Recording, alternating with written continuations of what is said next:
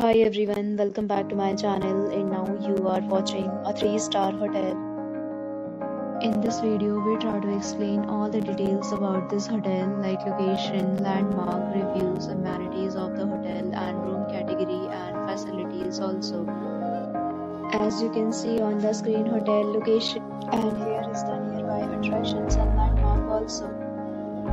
You can find lots of reviews and rating numbers online that are given by guests who enjoyed their stay. Its review rating is 7.2, which is the good. A set of FAQs is now displayed on your screen, which may address many of your basic questions about this hotel.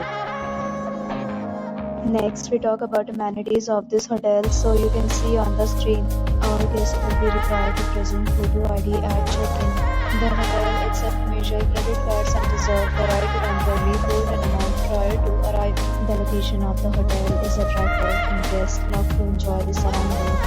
One category of room is available online. You can book them online and enjoy your stay. Several deals and offers are available online for this hotel, along with various meal plans and payment policies. If you are planning to book it, you can do so through the link provided in the description.